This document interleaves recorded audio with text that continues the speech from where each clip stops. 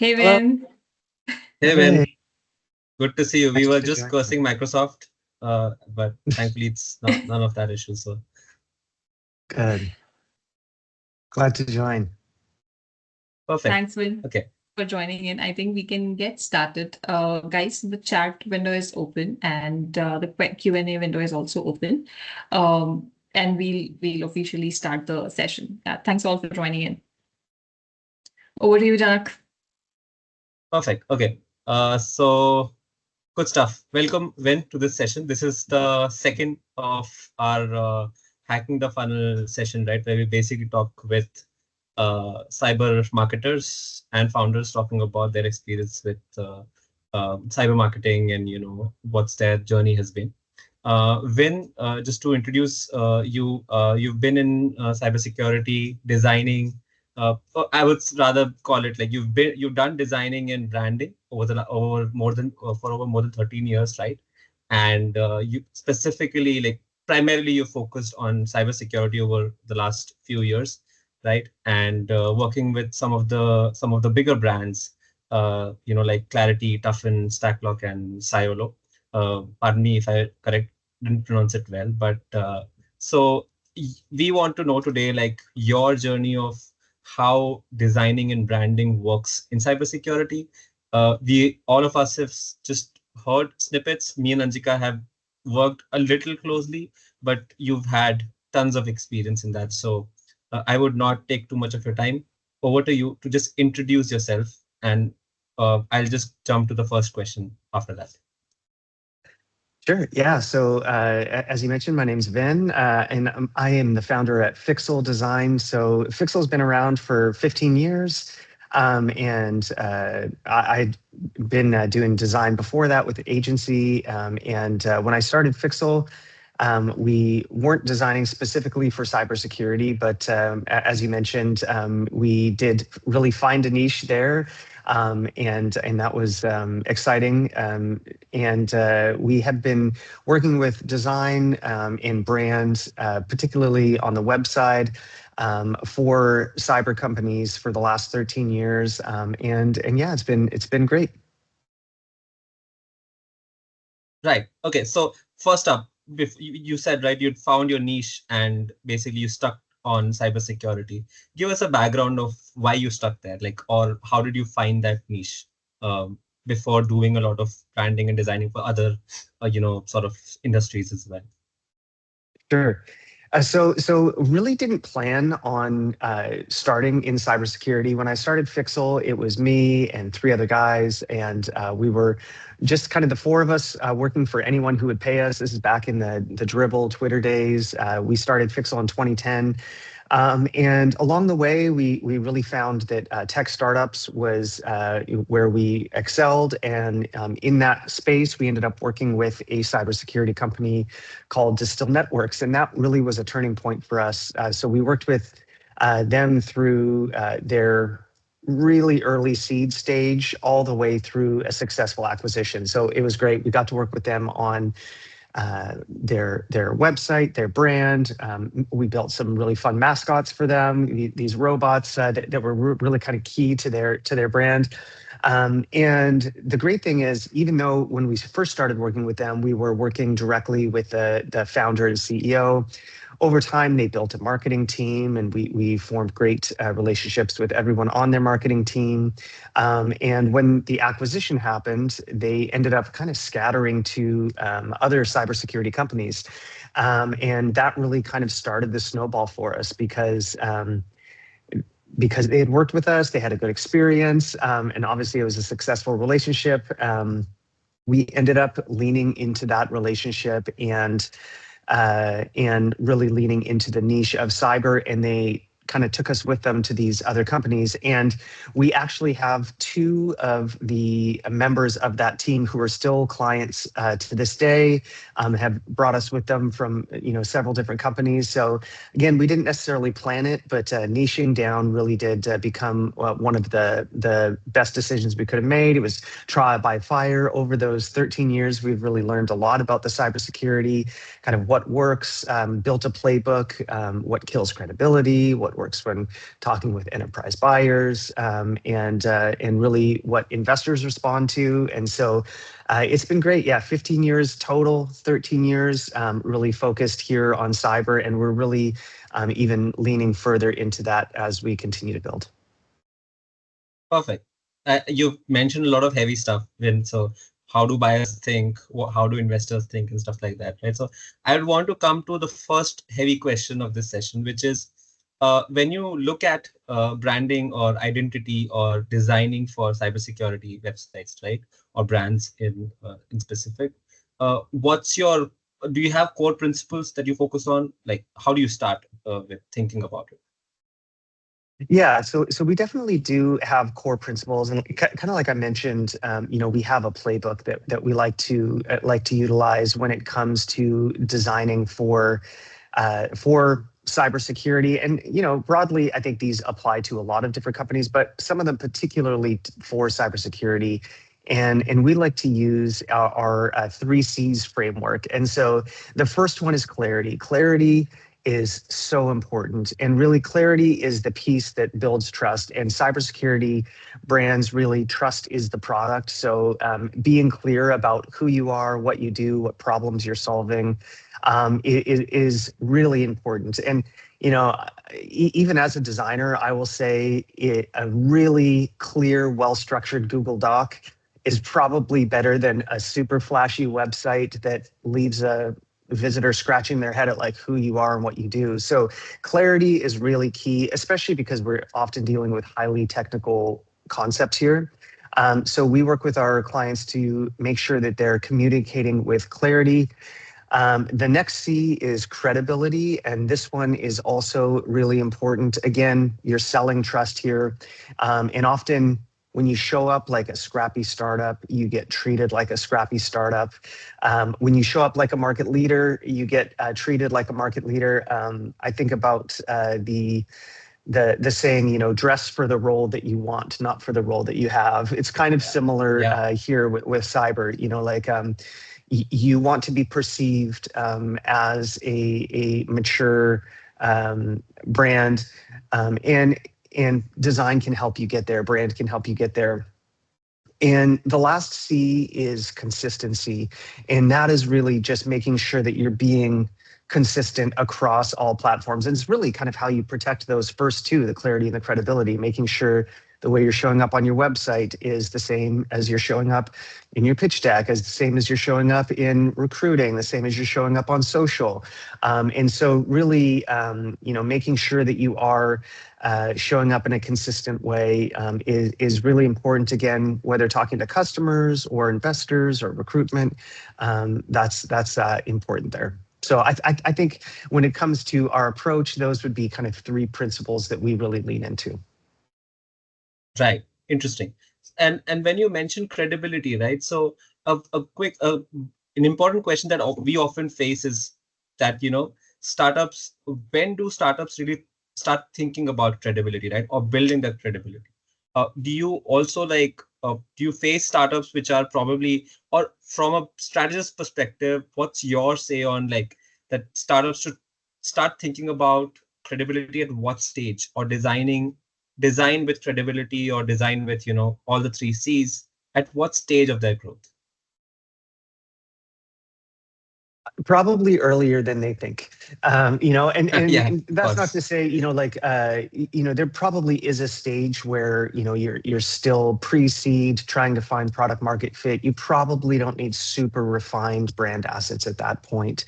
But when you're talking to prospects, you're talking to investors, your brand is really either working for you or against you. And it's a signal of maturity. So we like to work with our companies in that kind of Series A and seed stage. That's really where we see the investment in brand pay off most. Right. Okay. So I'm assuming when you've basically focused, or you've done branding mostly for product companies, right? So startups which are primarily into cybersecurity products. But still, would you give us a differentiation when it comes to branding for a product firm versus a services company, or let's say MSSPs? Yeah, so Janak, like you mentioned, we primarily are working with product companies, although over the years we've worked with a handful of great service companies as well. I would say like the primary difference is, when you're building for a product, you're really trying to simplify complexity. You're trying to kind of drive towards this one conversion goal. Usually that's request a demo or a trial, something along those lines. With service, you're really leading with outcomes, customer stories, often the people on the team, who are actually doing the work. And the other piece would probably be in kind of the trust signals. So in product, you see things like G2 logos, awards, Gartner, things like that you'll see as trust signals. And then I think probably there's going to be some similarities between the both as well. But I would say naming clients, customer stories, leading with the team is probably more important for service. And then with product, it's really more about clearly communicating what the product is doing, and the outcomes, and then guiding towards that one conversion goal, which again is typically get a demo or start a conversation. Okay, yeah, that makes sense. And something which actually applies to both product and services, cybersecurity companies, is that converting technical details into, simplified, or how do you actually simplify stuff on the website? Yeah. And how do you go about doing that in design, thinking about it and all that stuff, right? So that's the most important bit. A lot of the websites don't do it. Most of the websites don't do it. So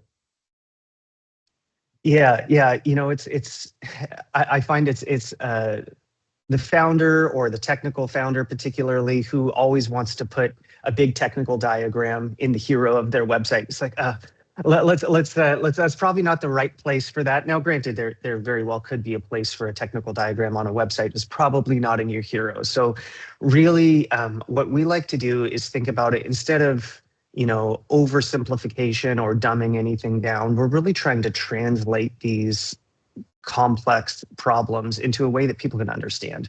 And so we often do that through messaging and copy. We often do it through graphics that we're creating for our clients that are helping to convey not every minutia of how their product works, but really the key benefit and outcomes. And so we can do that through design. And again, we're not trying to dumb anything down. We're really trying to translate these benefits in a way that's going to be quickly understood by the visitors. Okay. And so just related to this, Vince, so you said, you do a lot of diagrams and graphics and all that, right? But give us an example of something fun that you've done on for a cybersecurity for any of your clients, right? Anything which is probably way too beyond the cliche stuff that we see.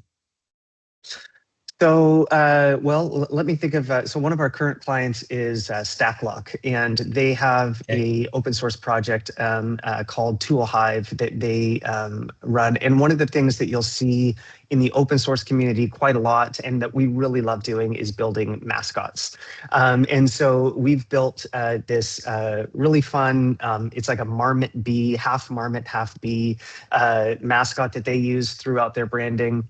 So that's been really fun to work on. Distill Networks, that one, all the way from the early days, we worked with them on creating some robots that they ended up using all through South by Southwest. They had little plush dolls created for that, and so we've contributed to a lot of really fun projects.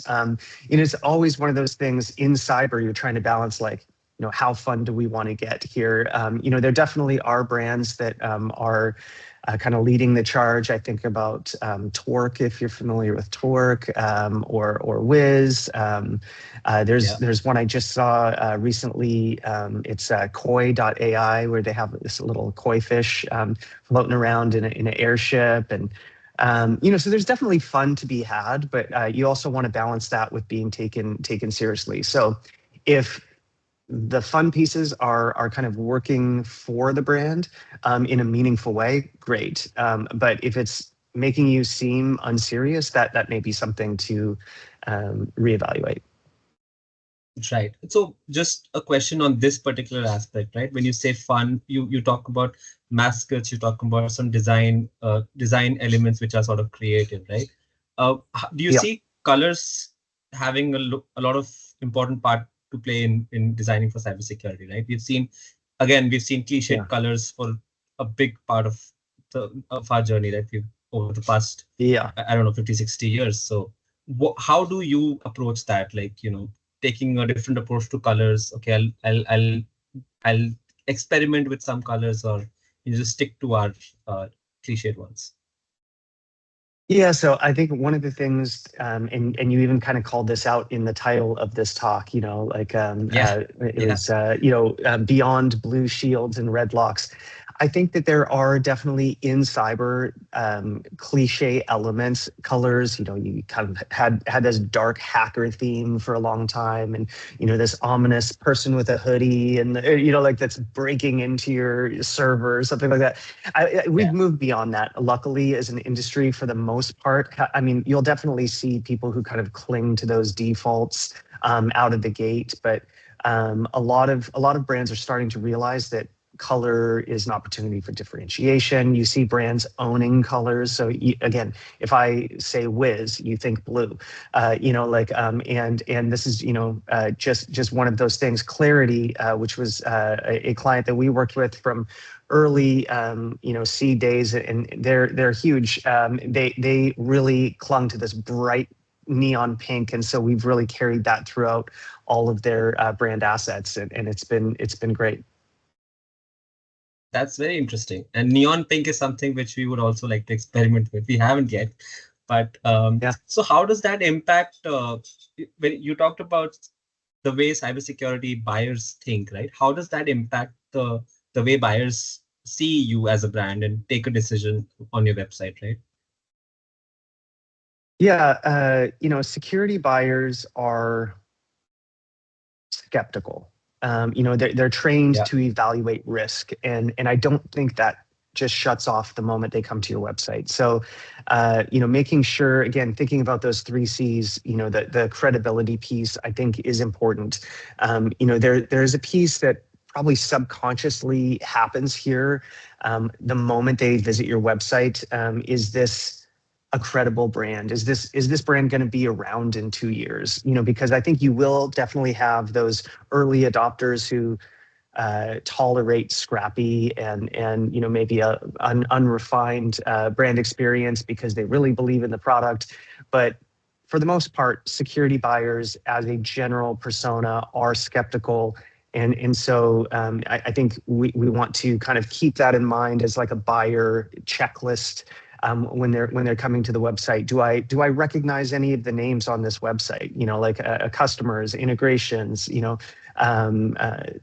Those are all key pieces and kind of add up to signaling trust to your site visitor.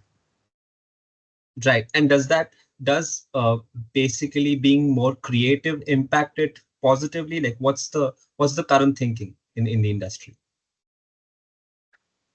So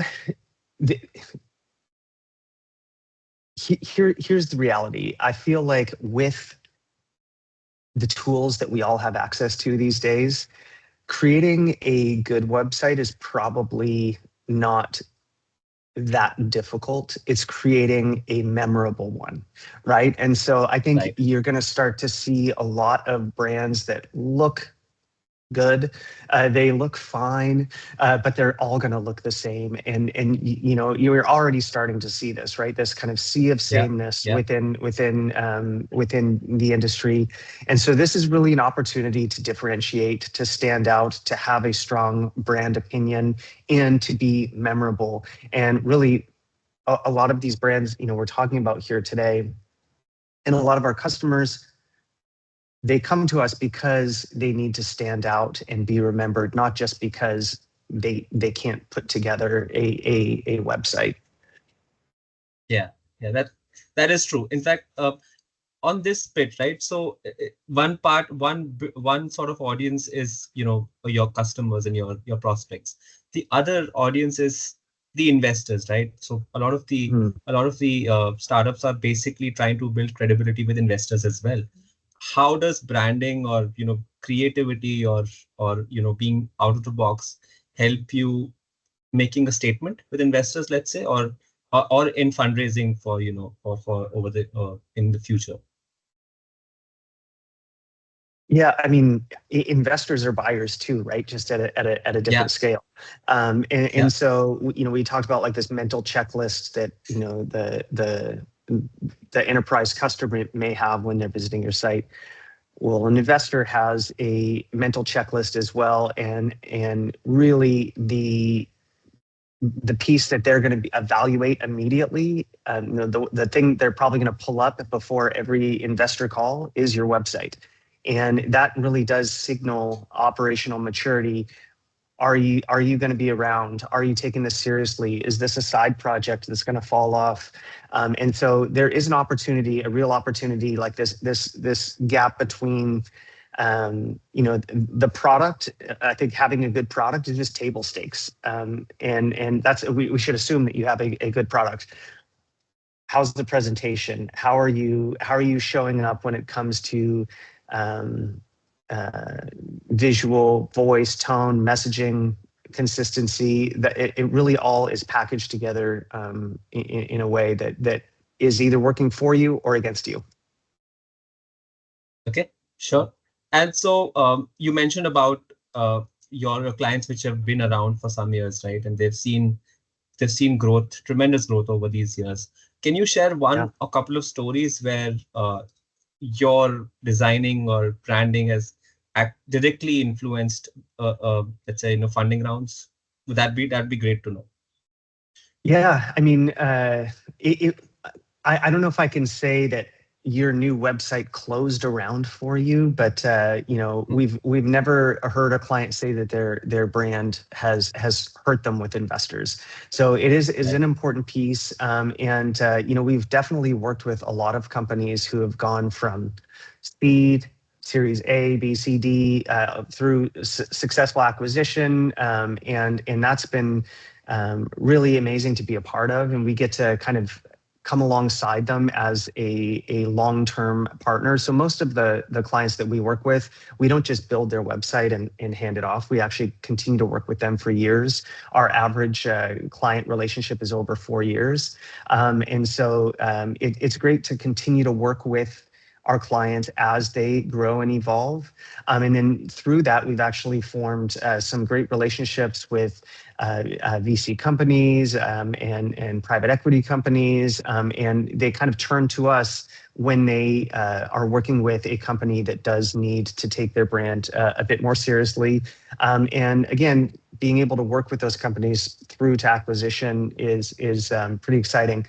A couple that I would think of, that we were able to do this. So Distill, which I've already mentioned, they worked with them from seed to acquisition. We worked with Heptio, which was acquired by VMware.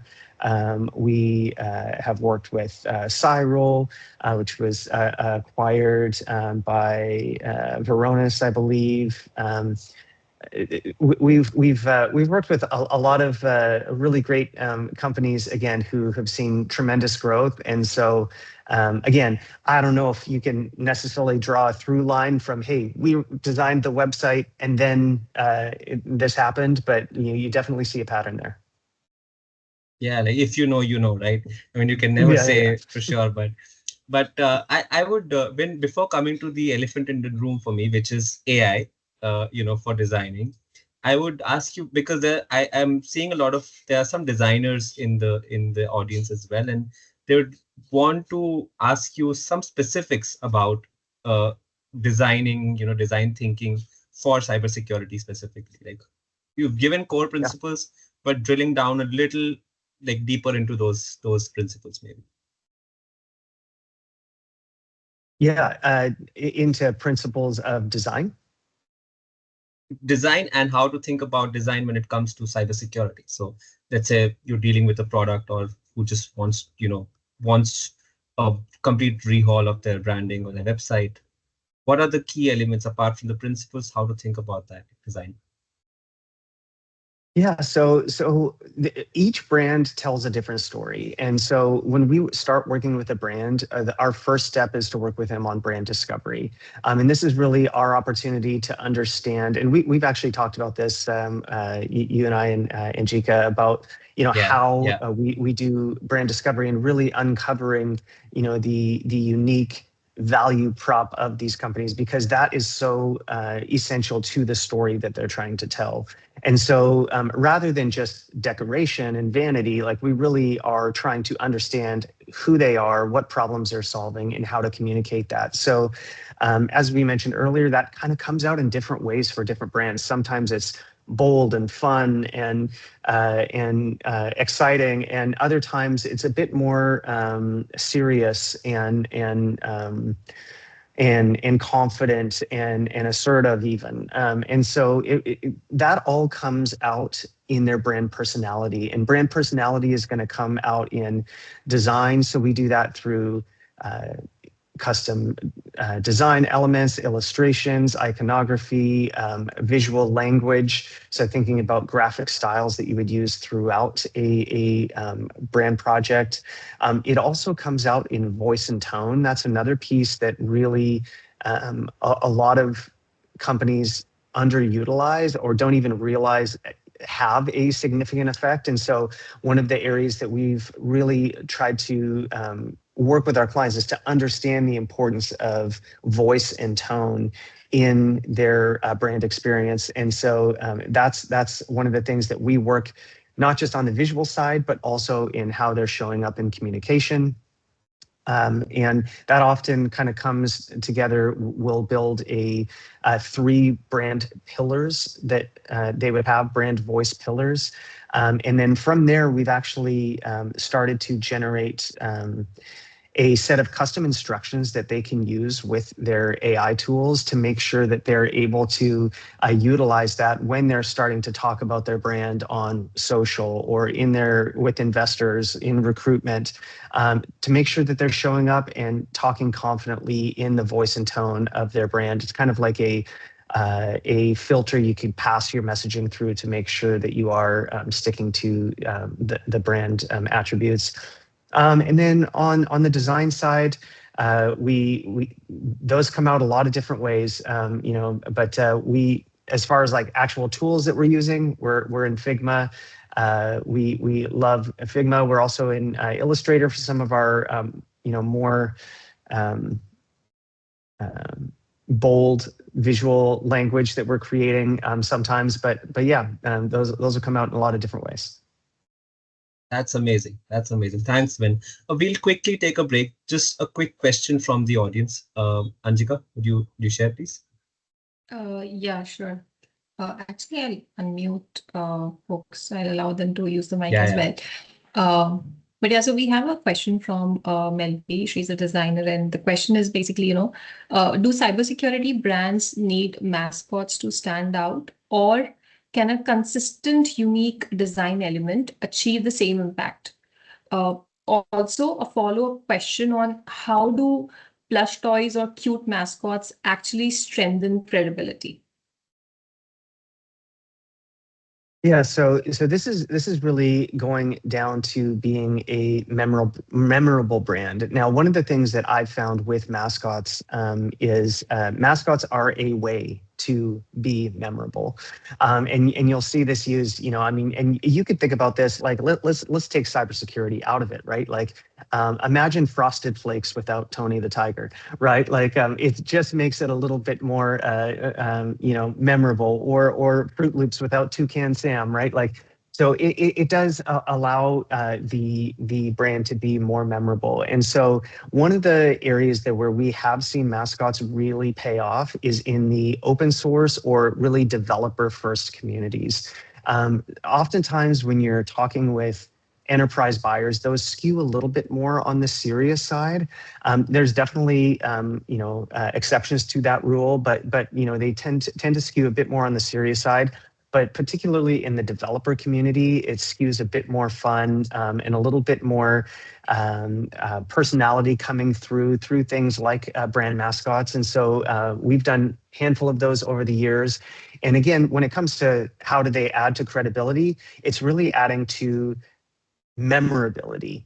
The mascot itself doesn't make you credible, but it will make you memorable. And then, of course, the credibility is going to come along with the overall visual language, how you talk, and obviously, at the end of the day, the product. Got it. So, when one additional question that was part of this was, can we use a unique design element if not a mascot? Like maybe some unique kind of a logo element, maybe, or some element that comes out, right? Wherein, for example, MACD has this M written, right? And they are using that in different ways as a B2C brand, if we talk about. Any unique elements that you've seen used across, maybe Salesforce Cloud, for example, that is the B2B. Yeah. So does it have no, the for same sure. impact? Same impact might be hard to measure, but it can have an impact. And one of the things that we like to do, and we like to think about this when we approach pretty much every website, is what is a motif that we can draw throughout this website? So for example, we just launched a site for a company called Tensor9, and their logo, has a bunch of circles in part of their logo to kind of make up this T for Tensor9. And then throughout the entire website, you'll see this circle element show up. It's the node that's connecting all the information. It's a element that we're kind of pulling out through the hero design. It's something that we're pulling out throughout the entire brand experience in their social sharing images. And so we really like to start thinking about, okay, is there some level of motif that we can draw throughout this brand experience to make it clearly recognizable as this brand? So they use green as their brand color. And so this green dot that kind of shows up everywhere. And if you visit the Tensor9 website, you'll see there's like this green bubble that kind of pops up that has, the different cloud services inside of it. And again, you'll start to see this one element that is not just a one-off element for the hero of their website. It's really something that continues and is consistent through their entire website, but also in how they show up other places online as well. And so sometimes it's just one little element like that circle. Other times it is, a graphic style or treatment that you're kind of pulling throughout your entire visual language that again feels unique to you and helps you to be a bit more memorable in that space. Yeah, makes sense. And we have another question. Shivan, I have unmuted your mic. If you want to take that question up personally, please feel free to unmute. Otherwise, I can take it up for you. Yeah, sure. Thank you. Thank you so much. Hi, Win. I joined the session late, but it's quite interesting. So I had this question, like if a company wants to rebrand, how can one ensure that a rebrand is effectively communicating the value proposition and, the evolving market positioning as well, and when they should consider it doing it? Yeah. So oftentimes a rebrand is important when there's a disconnect between how you're showing up visually and how you want to be perceived in the market. And so, oftentimes, there is a visual element to that. And I don't know if you were here for this part, but we talked about there is a visual element to it, but it's also voice and tone as well.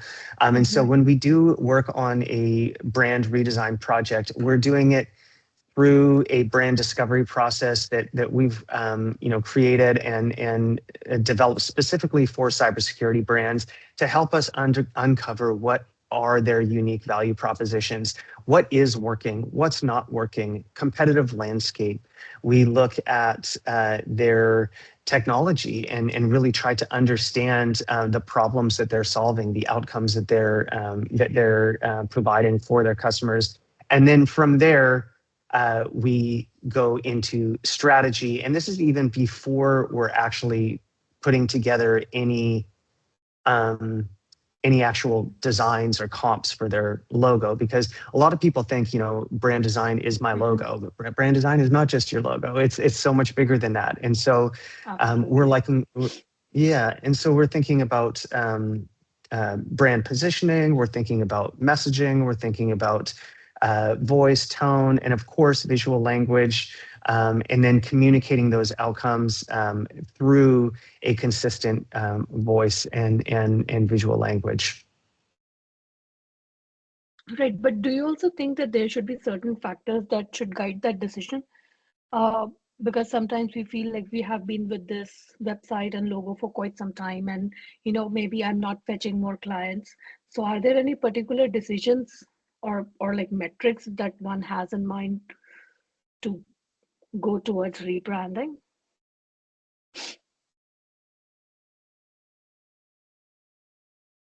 I would say one that of my follow-up sorry, go question ahead. was also on the same line, like are there any specific branding exercises like one should be going towards to refine your messaging, business strategy, and would personal branding work here?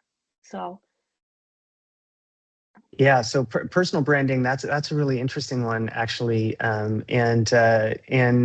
especially nowadays when you see a lot of founder-led brands, you start to see this overlap between the brand company and the personal brand as the founder. So that's one that's a really interesting. Could probably be a whole talk in and of itself. As far as what are the indicators that you may want to approach your rebrand? One, if you're having problems with any of those three C's, the clarity, the credibility, and the confidence, I think those are all going to be kind of indicators that you may have an issue with brand. And then when you approach brand, you're gonna want to be doing that in a way that is really solving for those problems. And we do that in a way that, again, we walk a client through brand discovery. Doing that often is uncovering what points of your message are hard to communicate, what is not resonating with your audience. And that could be a technical issue. It could be over explaining. One of the things that we like to flag for particularly technical founders early on is this thing that we call the curse of knowledge. And that's where, as a founder, especially a technical founder, you think that everyone sees it the way you see it and gets your product instantly, and they're going to understand the value prop there. That's not true. And oftentimes translating that value prop in a way visually to your potential customers, investors, recruits is done through visuals, and it's done through messaging. Because again, product in and of itself, I think there's a lot of products who've probably died on the cutting room floor because they weren't able to communicate effectively. And so, really helping with clarity, consistency, credibility, it all flows together. That makes sense. And yes, no one instantly gets you just looking at the website. Yeah, that's true. You all want that. Thank you. Thank you, Vin, so much. Yeah. Thank you, Shivani. And it's funny because we even have the problem with that. I sometimes think, okay, I need to lead with the platform. Oh, we use WordPress or Webflow, and here's how we build our blocks, and we use Tailwind, and it's like nobody cares, right? Like that's so in the weeds of kind of how it's done. What they want to know is like, is my website going to be easy to manage? Is it going to be flexible? Am I going to have to rebuild it in 18 months if we scale? So starting to think about outcomes is way more important than thinking about, kind of the nuts and bolts of how it's done. And that again kind of comes into the curse of knowledge. It's like you don't even have to necessarily, I guess it depends on who you're talking to. If you're talking to maybe a technical decision maker, kind of understanding the how it's made is maybe more important. But for a lot of buyers, you want to lead with outcomes, and that's so important. Correct. Correct. For sure. So when in all of this, right? So a lot one way to think about is that we have seen that thinking, by the way, that AI can help you dump things down and basically simplify your messaging, or simplify your sort of your technical stuff and all that. But that doesn't work, right? So how have you been using AI for designing? And how does AI actually help you in thinking about your branding, or actually in design work as well? Yeah, I'd maybe actually push back a little bit on that, that it doesn't work. I think it could work depending on how you're prompting and how you're inputting, right? And so AI is something that is a workflow accelerator, right? It's not going to be a creative replacement, and that's not how we use it, but it definitely is something that we use throughout our entire process at this point. We use it through brand discovery, we use it in our code creation, we use it in design exploration, we use it in voice tone, and it really comes down to how you're prompting, right? So we've actually built a internal tool that we use now that kind of is a mini app that we were able to build that kind of walks through the brand discovery that we've been doing for a decade, right? And so this is kind of a constantly refined playbook, but it helps us kind of walk through and distill down to the essential factors that we were going to get to anyway. And really, it just ends up being an accelerator to what we're doing. So we use it a lot. I heard Dan Martell, who's a content creator, he talks about the 10-80-10 rule when working with someone like a human person, right? You spend 10% working with that person, helping them understand critical context and what to do. Then you send them off and they do 80% of the work, and then you come back and that 10%, you're putting the final bits of polish on to really get it to your standard. I think we could think about AI in a similar way, although I don't think we're at 10-80-10. Maybe it's more 25-50-25 or something. There's definitely efficiency gains to be had with AI, and it's really helpful. But kind of getting to that final result still is requiring that judgment, that taste. And so we're using it in everything that we do. We've leaned really heavily into Claude, building Claude skills, custom Claude skills, and a library of skills that we use. And particularly for the cybersecurity industry. So that's helped us in our workflows to work efficiently. The other thing, that you'll hear is AIO is everywhere. That's AI optimization, or AEO, answer engine optimization, or GEO, or AI visibility. Or I don't think the industry has really settled quite yet on what we want to call it. But this is where. Yeah, I'm sure you hear about it all the time. Our clients, are asking about it. We've been doing SEO for our clients for years, and now we're integrating AEO in our work, and this is, become an essential part of building every website. It's not an add-on, it's an essential part of every website build, and so. That's an important piece, really making sure that your content is structured in a way that it's going to be found by ChatGPT, Perplexity, Claude, because, I went to the Cybersecurity Marketing Conference here in December in Austin, and I saw a great talk on this. And there was a observation made that kind of across the board with AI, we've seen traffic go down, but you now have higher buyer intent by the time they reach your website. And this is because they've done their research. They're not coming to your website first to do their research. They're going to these answer engine platforms doing all their research and finding the best option. And then when they're serious about buying, they actually start visiting the websites. And so this is your opportunity to show up. So I think it's important on the AIO side to make sure you're visible in this increasingly popular segment channel. But yeah, I think AI is something that it's not a matter of are you using it, it's how are you using it, and can you use it in a way to really increase value, not just offload creative work, because I feel like that's where a lot of people are getting stuck.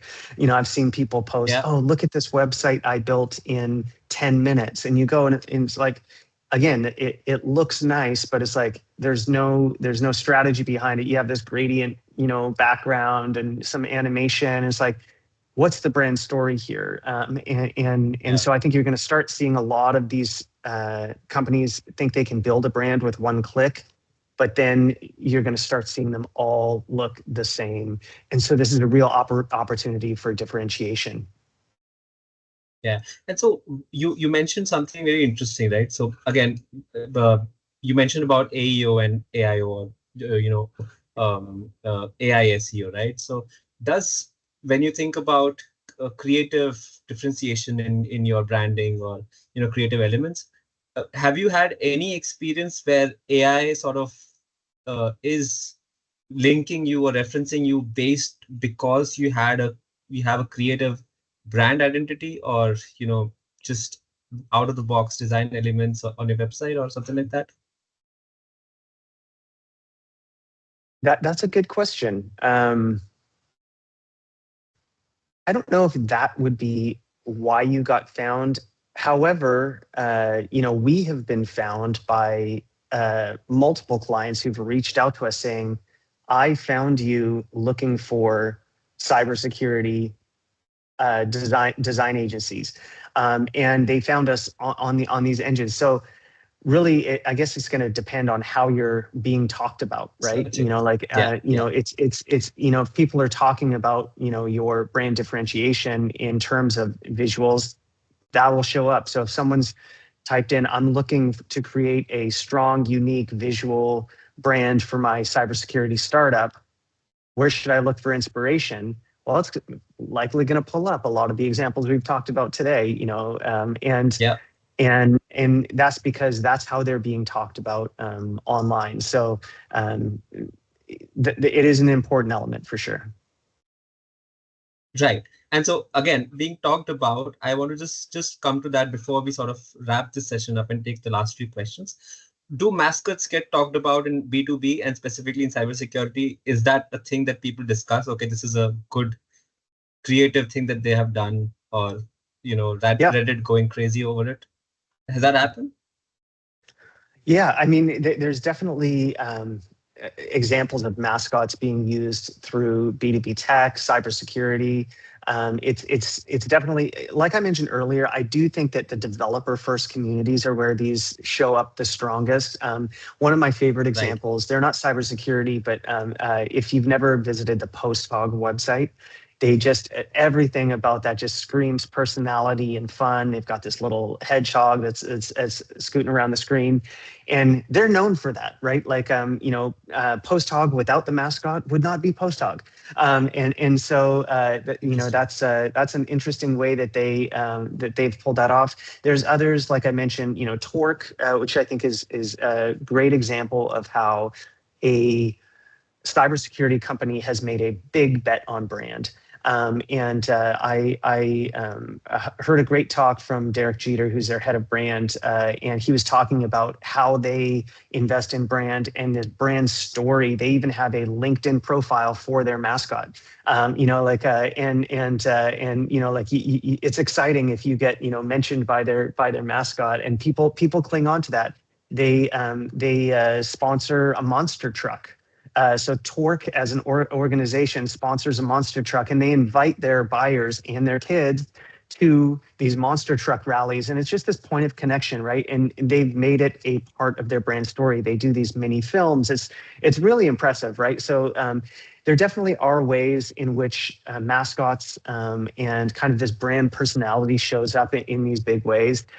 We've worked with a lot of companies on mascots over the years. I've mentioned Distill, the Tool Hive, Marmot Bee was super fun. And one of the other things that we're starting to see more and more in the industry now is in how we're representing AI.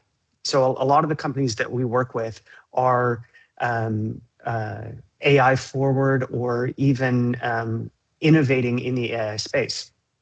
A company that we just built for Vellum, they use a AI bot as part of their platform, and they have named her Val, right? So think about Siri or Alexa or any of these AIs that we've named. There's a personification around that, right? And there could be a way that you kind of start to almost see that as a type of mascot, right? And an element, again, these motifs that you carry throughout the website that just kind of add, again, like, does this add memorability and to our brand, or is this a confusing element, right? Like, so I think if it is adding memorability, credibility, then go for it. If it's not, then I'd probably avoid. Perfect. That's a very good insight, Vin. And I don't know like how people here would use it, but that's an amazing insight for us. Absolutely. Anjika, do we have questions? Yes. So one question that we have from Melby. Melby, do you want to ask Win yourself, or should I go for it?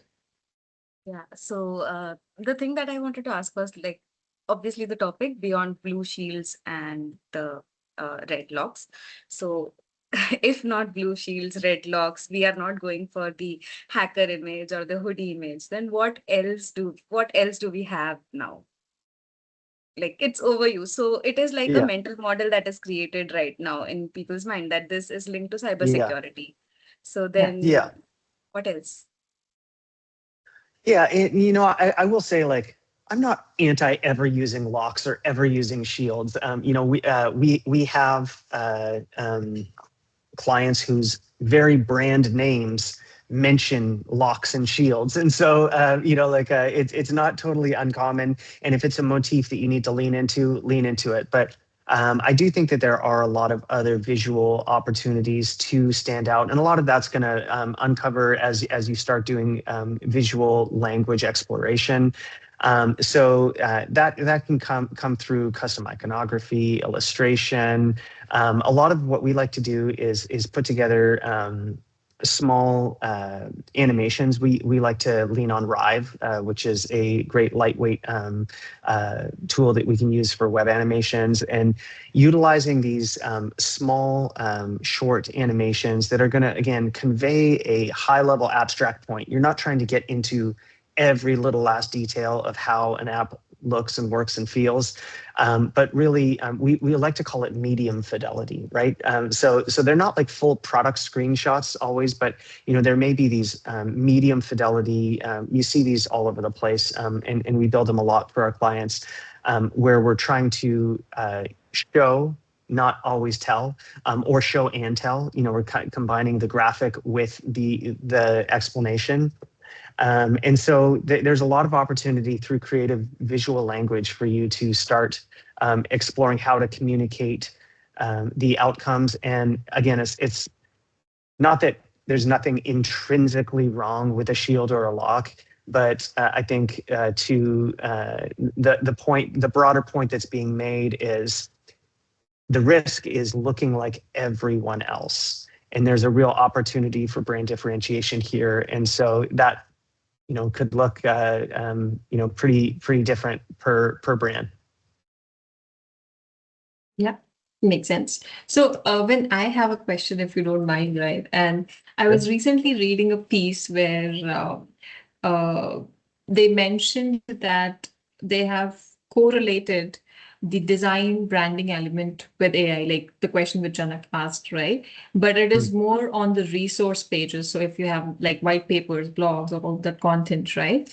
There is a pattern which they've seen, which is if your blog structure or your any type of lengthy form, lengthy content is highlighting few things, right? There's a structure wherein, if you have a question-based blog and you're answering it as a quote, or you are highlighting it as a diagram, or infographic image, which is more clearer, AI tries to mention that because it's kind of, crawling in that manner, right? Yeah. So Yeah. it sounds like you're probably talking about structured data or Yes. schema markup, right? So this is really important for AIO. And so basically what structured data is you can put schema markup, like markup around the content on your website that lets the engine know what type of content it's looking at. So for example, you brought up FAQ. If you have FAQs, well, there's specific schema markup for FAQs, and these are becoming really important for AIO. You'll start seeing them a lot more across multiple websites. You can have author schema markup, with which, author, real author expertise is super important for traditional SEO, but it's also really important for AEO as well. So you could have all sorts of structured data that you're putting in your markup to make it clear what type of information you're presenting, and that just makes it easier for the engines to actually read and reference your material in a way that is really clear and on target.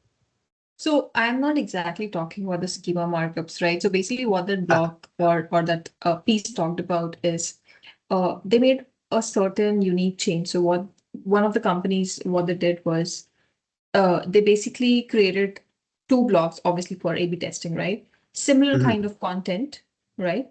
Just tweaks in the design element. So when I say design element, what they did was, highlights using what we say, dedicated quotation boxes, right? Block quotes, block quotes, Yeah, exactly, right. And then there was a structuring where they did, just bold and increasing the font size of certain important answers or statements in that, right? Yeah. And they restructured the page where it was more design oriented in terms of focusing on certain part of content, which is obviously important from the design perspective, not in terms of text, but design perspective, highlighting them, giving them extra, styles or something like that. And when they compared the results, the same content, the same everything, AI picked up the one which was better designed in the way where they had extra additional styles and those highlight boxes and stuff like that, which AI picked up, and not the simple written one, which had just the heading structure to it, right? And that's interesting. Yeah, and this piece was actually by the CMO of Viz only recently. He posted that piece, and I was kind of intrigued. So I thought maybe if you have heard about the same thing, that would be. I'd love if you send that article my way. That sounds really, really exciting. I mean, it doesn't shock me. So it sounds like, instead of talking about schema markup, you're actually talking about just the styling of the page itself. Yes. So, when we think about the style of the page, the one thing that AI can do is it can look at the style of your page, and I don't know, how it is making those decisions, but even just from a UX best practice, right? Like we've had clients come to us and, their blog is this, full width, wall of text, and it's just like, that's so difficult to read. So even things like, reducing down to optimal characters per line, adding in, heading hierarchy, adding in a table of contents so that users can quickly scan a page, adding in supporting graphics, or making it so that the format is, or the text is formatted in a way that's easily scannable, bullet lists, short, chunky sections. that all is really just good UX, right? And the good UX pays off for real human readers for sure. And if it's paying off for AI, then that's wonderful as well. But I mean, at the end of the day, we're not purely designing for the robots, right? Or at least I hope we're not. We're designing for real people, and so the goal is that ultimately a real person lands on that page, or is able to at least access that information. And so if there are stats that making those changes visually is moving the needle on the answer engine side, then that's wonderful. Amazing. Amazing. Okay, I think we're already 4 minutes. I have one last question. Yeah. Then if you allow us some bit of like 2 more minutes. Sure. So what's your ideal homepage length? Basic, I don't know the ideal homepage length, but if you could give us your sense on this. So it depends on the maturity of the company, right? A lot of the companies that we work with, come to us and they have 7, 8, 10 pages, and that's all we're launching with because they're so early on in their journey. But we've had other clients who have started with us there, and then over years have built, like for example, Clarity, which was an example of a client that we worked with earlier on in their journey.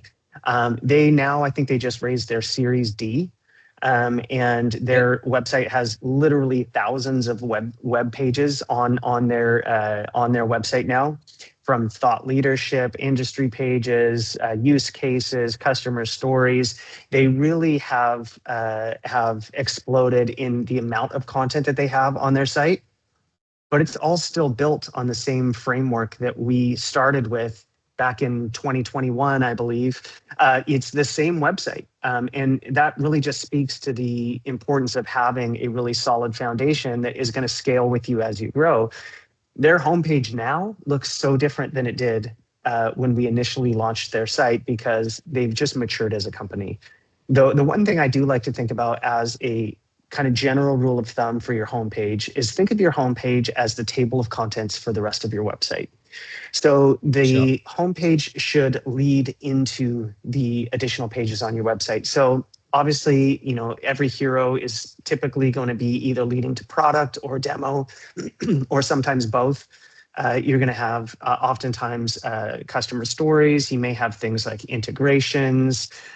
You may have featured resources on your homepage. There are a lot of things that you can pull into your homepage that ultimately are going to have more dedicated inner pages. And so again, I like to think of the homepage as give me the high level overview, but then allow me to dig deeper to any of these sections if I'd like to. Right, but it doesn't get too complex with the scale of the website, right? It just still remains simple and just an index, right? Yeah. I think at that point, it really becomes more an exercise in discernment and measurement, even on what really is moving the needle. Like every department is going to think that their initiative needs to be on the homepage. That might not always be true. Like if you as a company are moving hard on recruitment, then maybe you do need a join the team section on your homepage. But most of the time, probably not. Probably, join the team needs to live on a company page or a dedicated careers page. It really depends on what your initiatives are as a company, and then ultimately what you're seeing on the marketing measurement side that's really moving the needle. Got it. That's interesting and that's very useful. Great. Okay, so I think we're good to sort of close it, Anjika. If anybody on the session, like in the session right now, I have allowed mics for everybody. If you have any questions, any last minute notes, comments, compliments, some feedbacks, we are all open to it. If not, then we are good to close the session. Okay. Thanks for coming, everyone. Appreciate it. Thanks. Thanks for joining Just in. one compliment. I really love your setup. the red guitar, blue guitar, everything. Thank you. Yeah, appreciate it. Amazing. It is. Okay. It is. He's creating irony to the topic here today. Exactly. Yeah. Okay, great. I'll close the event. Thank you Alrighty. guys for joining. Thank you. Thank you. Thank you, everyone. Thanks so much, Vin. Thanks for your time. Thank you. Thank you. Bye-bye. Thank you, everyone. Perfect. See you guys. Bye bye. Cheers.